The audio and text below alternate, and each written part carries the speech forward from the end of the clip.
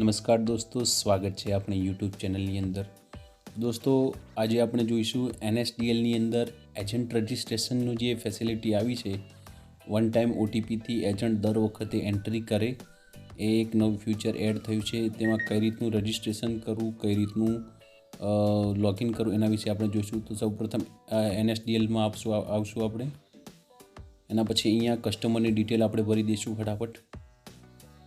હું તમને trial base ઉપર અહીંયા ડિટેલ ભરું છું।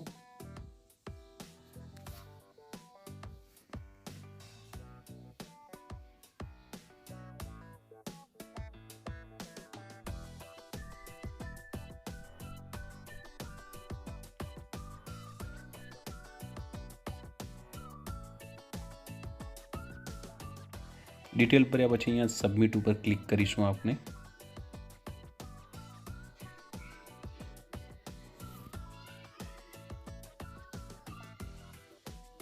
આ રીતનું અહીંયા રજિસ્ટ્રેશનનું આવશે। એમાં ઓલરેડી તમારો જો મોબાઈલ નંબર નાખેલો હોય તો અહીંયા તમે મોબાઈલ નંબર નાખીને એક વખત ચેક કરી લેવાનો। હું તમને બતાવું કઈ રીતનું બતાવશે રજિસ્ટ્રેશન નહીં હોય તો। મોબાઈલ નંબર નાખી અને સબમિટ આપું છું। આ રીતનું તમને બતાવશે કે તમારો મોબાઈલ નંબર રજિસ્ટર નથી તો તમે રજિસ્ટર નાવ ઉપર ક્લિક કરીને રજિસ્ટર કરી શકો છો। તો આ રીતનું આમાં ડિટેલ તમારે યુઝર નેમની અંદર તમારું નામ પૂરું લખી નાખવાનું છે। એડ્રેસની અંદર કોઈ પણ કોલમ ખાલી રાખવાનું નથી, બધું જ આપણે ફિલ કરવાનું છે। જો કોઈ કોલમ ખાલી હશે તો રજિસ્ટ્રેશન નહીં થાય। ચલો હું ફટાફટ ભરી દઉં છું।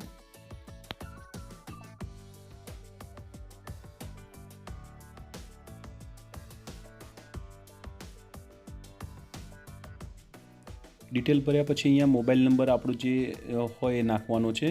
આપણો મોબાઈલ નંબર નાખવાનો છે। અહીંયા રિક્વેસ્ટ OTP ઉપર ક્લિક કરીને OTP આપણે અહીંયા નાખી અને વેરિફિકેશન કરવાનું છે।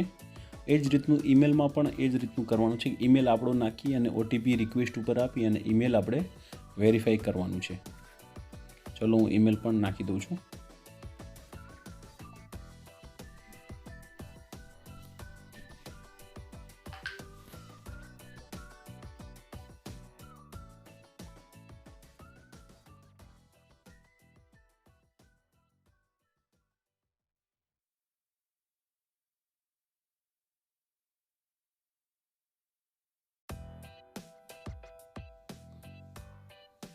OTP વેરિફિકેશન પછી આપણે અહીંયા સબમિટ ઉપર ક્લિક કરીશું। સબમિટ કર્યા પછી તમારું એજન્ટ વેરિફિકેશન સક્સેસ થયું છે। અહીંયા આપણે ઓકે પર ક્લિક કરીશું। ઓકે પર ક્લિક કર્યા પછી આપણે ડાયરેક્ટ નવી પાન કાર્ડની એપ્લિકેશન જે આપણે કરતા હતા એના ઉપર ડાયરેક્ટ થશું આપણે। હું અહીંયા એપ્લિકેશન મારે ઓથેન્ટિકેશન ફેલ કરાવી છે એટલે તરત જ પેમેન્ટ આવી જશે। જો તમારું ફિંગરપ્રિન્ટ મૂકતી વખતે જો પેમેન્ટ પેન્ડિંગમાં ગયું, એપ્લિકેશન બંધ થઈ જાય તો તમારે 2 થી 4 કલાકની અંદર રિટર્ન આવશે। ચલો હું ફરી એક વખત હું તમને બતાવું કે કઈ રીતનું OTPથી લોગિન કરવાનું છે। અહીંયા કસ્ટમરની ડિટેલ ભરવાની છે। ડેમો તરીકે હું ભરી દઉં ફટાફટ।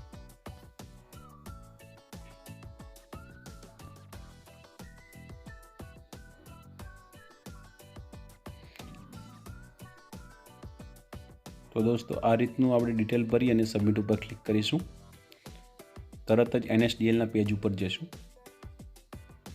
અહીંયા આપણે મોબાઈલ નંબર રજિસ્ટર કરેલો છે એ નાખવાનો છે। હવે રજિસ્ટ્રેશન ઉપર ક્લિક કરવાનું નથી, મોબાઈલ નંબર નાખી અને OTP વેરિફિકેશન કરી અને આગળ કસ્ટમરની ડિટેલ આપણે ભરવાની છે। અહીંયા VC અથવા રિટેલરનો જ મોબાઈલ નંબર નાખવાનો છે। OTP આવ્યા પછી અહીંયા સબમિટ ઉપર ક્લિક કરીશું એટલે આપણે નવા પાન કાર્ડની પ્રોસેસ કરી શકાશે। આટલું નવું અપડેટ આવ્યું છે। નવું કંઈ આવશે એટલે નવેસરથી હું વિડીયો બનાવીને તમને મોકલી આપીશ।